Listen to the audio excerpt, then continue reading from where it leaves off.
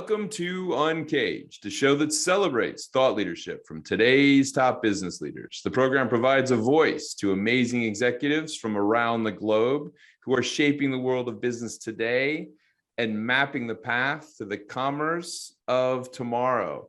Today, we're speaking with Brandon Rowberry. Hey, Brandon, how are you? Hey, Ben, it's great to be with you. Welcome from the other side of the world. Yes, well, Brandon joins us from Dubai and is working on some very, very interesting things. He is the CEO of Aster DM Healthcare's digital health group. It's really interesting stuff that Brandon's working on. Really, the group focuses on bringing together the physical and digital door to access healthcare as a seamless experience, from simple virtual consults to e-ICUs at home. And so as we bridge that world of in-hospital healthcare, in facility healthcare, and at home healthcare using digital technology, Brandon's going to walk us through how it should be done. But before we get there, Brandon, tell us a little bit about yourself and your career. Sure. Thanks, man. Great to be with you on UNCAGED tonight. So in a nutshell, their careers has been mainly focused on sort of business building and innovation in general. That's kind of his general themes. I've worked across management consulting, retail, healthcare, and major investing, and spent most of that time either helping with building businesses, advise on those things, or now as an operator trying to push into there. Really, the last number of years has been focused on leading digital health in some shape, form, or fashion, and pushing forward the things that we think can really bring the accessibility and affordability angle to many, many millions of people. So it sounds like what you're doing with the Aster Group is fascinating. Tell me more about what you're working on now. Well, I'm a little biased about it, but I do think it's fascinating, absolutely. And part of the reason is because of how it impacts lives. So what we're doing now is we're building out what we call the One Aster platform, right? So One Aster means all the different great capabilities and assets of Aster coming together. See, Aster, for those who don't know, is one of the largest healthcare providers on this side of the planet, right? Most of the Middle Eastern countries and India as well have Aster hospitals, pharmacy, labs and diagnostics, and clinics, and now a quickly growing digital footprint. And what we're trying to do is really bring all of those things together for our patients and our customers to allow them the seamless access to what they really do need, right? And where that begins is kind of the way you and I are talking right now, Matt, right? Your virtual consultation with the doctor.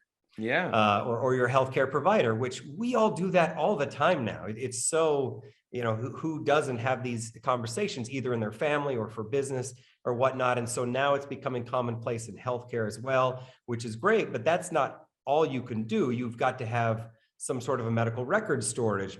Since I'm having a consult with Dr. Bant right now, where is that going to go? What about my prescription? If I need a prescription with that, what if I have chronic conditions that I need managed? How does that all get managed on a digital platform when I may not be in person with the doctor? Now, we don't think that the doctor or nurse or anyone like that is going away.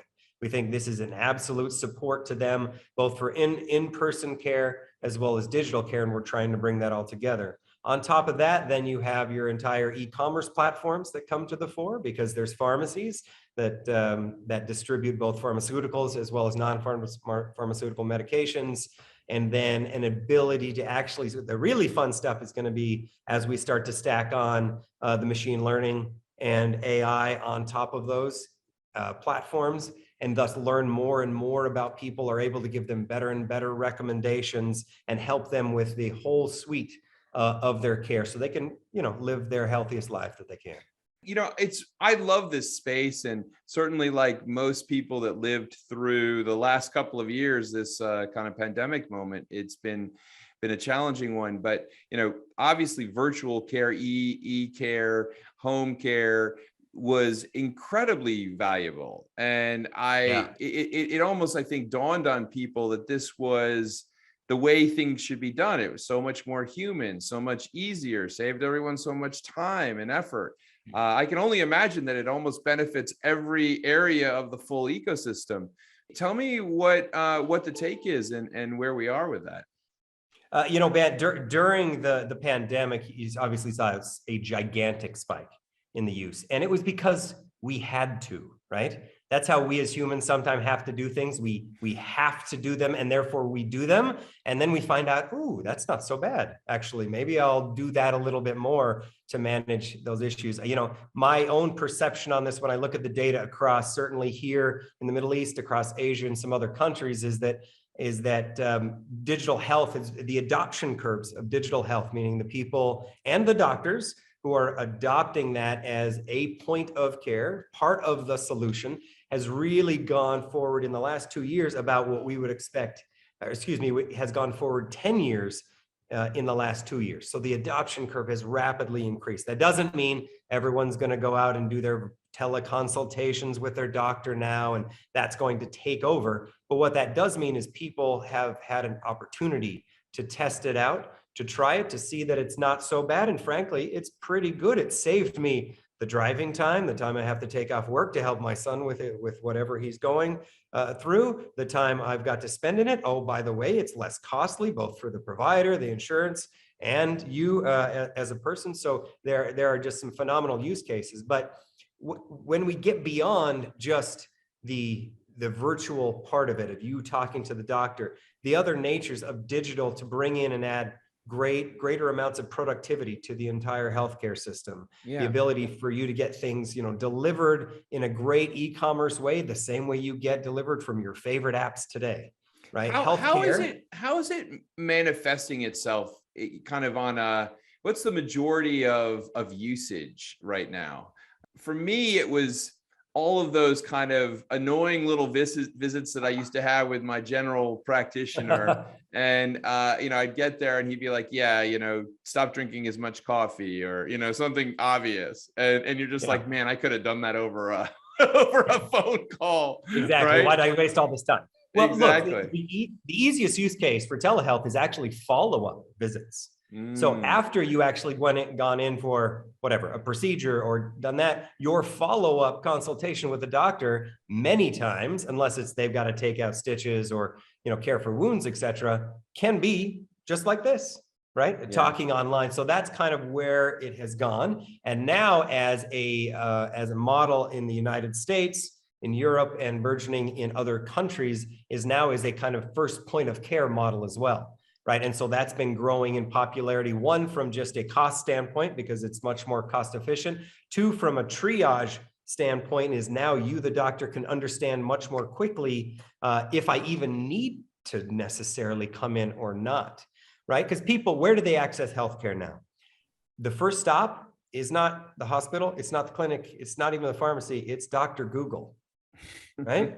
It's online, typically, for many people. That is just a slippery slope. And that can be either great or really scary, depending on where they're getting that information. And hopefully they're going to great sources. And there are a lot of great sources online for that information. And then they're going to the pharmacist and asking their pharmacist about it. And then there's an ability to now access doctors like never before that we're bringing to the table. So that's where we're really seeing a lot of the uptick. But then digital is transforming the organizations of healthcare, just like it has in all the other industries. I'll say that healthcare has certainly has been behind the curve with digital adoption. Absolutely. When you look at things like banking and consumer products and food delivery, right? All of these things that are way ahead in terms of the consumer experience, we're playing catch up with it, which is why, as I'm hiring very, very rapidly digital teams around the world now, most of that great digital talent is not coming from healthcare. It's coming from all of these different places to bring that consumer experience, right? That patient experience that we really need, and frankly, that we expect in all of the other parts of our life. Why shouldn't we have at least part of that in healthcare? So, Brandon, you mentioned that the pandemic has accelerated the adoption of this type of area and these types of solutions. Are you seeing that basically all the regulatory bodies, governments, all those types of things are starting to play ball on these types of issues? Yeah. So here's what we saw. Through the pandemic, governments as a whole did the right thing. They basically said, oh my gosh, we're in this situation. Healthcare providers, we need you to save people's lives. And we're basically going to pull off all the bureaucracy and just let you do what you need to do to save lives. That's not normal at all, right? There's lots of regulations on patient safety, on how you can provide care across various borders. You usually can't, where you store data, et cetera. For a little while, they backed off all of that and let providers and tech companies come to the fore literally within a matter of days. Aster stood up teleconsultation, hospitals at hotels as hospitals, electronic ICUs, literally within days. They did a great job.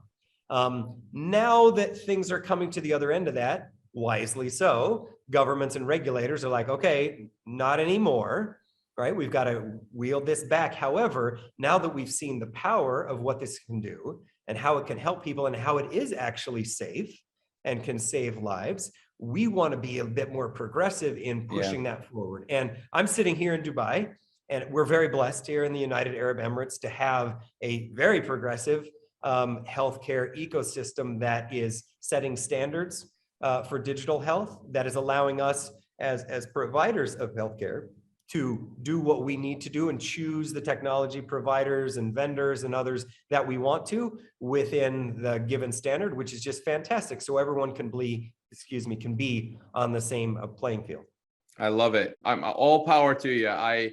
I'm a big believer in this, and it only makes sense. I did notice that in the US, they were starting to structure kind of bureaucratic barriers. I recently relocated down to Florida, and I tried to have a call with my doctor in Manhattan. And he said, across state lines? He said, sorry, can't do it anymore. I've got to be licensed in that state, right? That's in America, that's the deal, right? I was in America with some healthcare companies, and I know very much the landscape there. Over here on this side of the world, there's somewhat of that.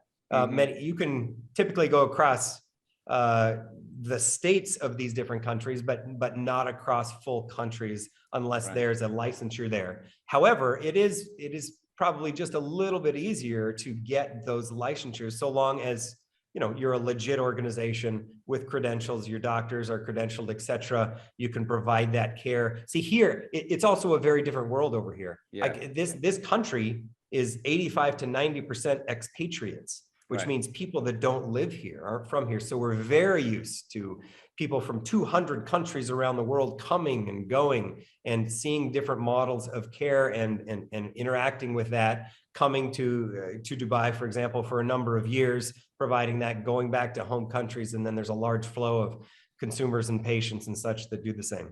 So it's a different model. So Brandon, we were all, I think, at the beginning of 2022, hoping that this was the end of the pandemic, and hoping that we were going to somehow be able to move to a new reality. And, it does seem like we are moving in that direction, but what are you and the team seeing for 2022 and beyond?